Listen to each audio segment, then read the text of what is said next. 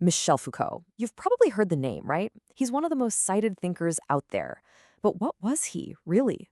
A best-selling professor who advised the government? Or a street-fighting radical who threw rocks at the police? Well, the crazy thing is, he was both. And today we're going to figure out how that's even possible. Okay, let's just dive right into this paradox because it's wild. On one side, you've got the ultimate insider. I mean, this guy held a chair at the most prestigious academic institution in France, the Collège de France. He advised the government. But then look at the other side.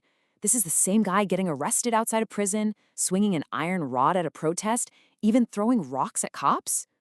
So the big question is, how? How can one person be both of these things at the same time?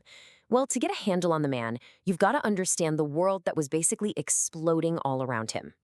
To really get Foucault the radical, you have to get the world that made him radical. And that means we have to zoom in on one year that changed everything, 1968. You see, 1968 wasn't just about some students in Paris. No, no, no. It was a global firestorm. You had the biggest general strike in French history, shutting the country down. At the same time, American cities were in flames after Martin Luther King was assassinated. And it was literally everywhere. From guerrilla fighters in Vietnam taking on a superpower to uprisings in Prague and Mexico, the whole world felt like it was starting to crack open. And in the middle of all that chaos, there was something else, an incredible sense of hope. This quote really nails it. For a whole generation, it felt like the world wasn't set in stone. It felt like you could actually challenge it, break it, and build something new. So, being in this environment, this global revolt, it really forced Foucault to rethink everything he thought he knew about politics. He started to see that the old ways, the traditional political parties, they just weren't going to cut it anymore. And it's not like he hadn't tried the conventional route. He joined the Communist Party back in 1950, which a lot of intellectuals did. But he just couldn't stomach it. He hated the rigid thinking, the party's support for the Soviet invasion of Hungary, and then, and this was deeply personal for him, the party officially called homosexuality a bourgeois vice. He was out. He needed a completely new way to think about struggle.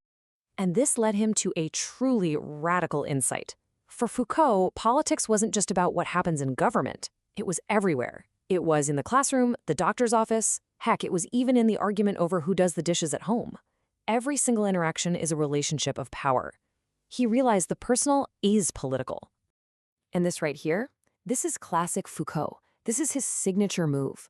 He takes a statement that sounds like common sense, the prisons are overpopulated, and he just flips it on its head.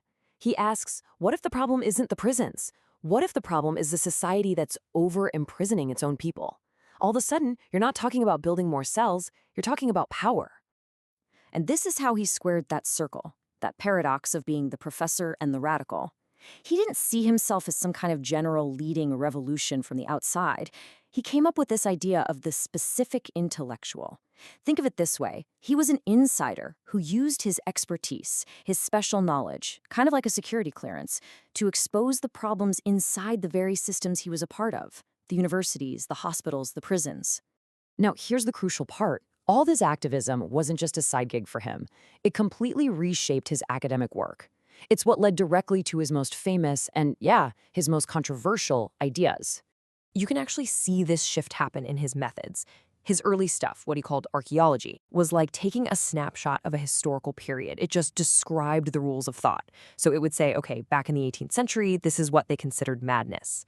But his later work, genealogy, that's totally different. That's more like being a detective. It doesn't just describe madness, it asks, wait a minute, who got to decide what madness was in the first place? And why? Who benefited from that definition? It's all about tracing how power gets to define what we call truth. So just to lock it in, archaeology is the what. What were the unspoken rules of an era? What was it even possible to think or say back then? It's like describing the archive. Genealogy, then, is the how and the why. It's about digging into the messy history, all the struggles and the power plays that led to the world we have right now. It's what he called a history of the present. So, why are we still talking about this guy today? Why is he still so important and so controversial? Well, it's because his ideas basically gave us a whole new toolkit, a new language for understanding power. And this is his most lasting and maybe his most unsettling idea. Power isn't some thing that a king or a government has. It's not a crown or a weapon. It's more like a network or a current that flows through absolutely everything. And here's the kicker. We're not just caught in it. We are the network. We're the ones who keep that current flowing every single day, whether we realize it or not. And once you start thinking about power that way, it's a total game changer. His ideas just exploded across all these different fields. Suddenly, feminist theorists had a new way to analyze the body as a site of power. Post-colonial thinkers could see colonialism not just as an army, but as a system of knowledge and control. It pushed socialists to think beyond just economics. And it basically blew the doors wide open for the study of the history of sexuality. Which brings us full circle.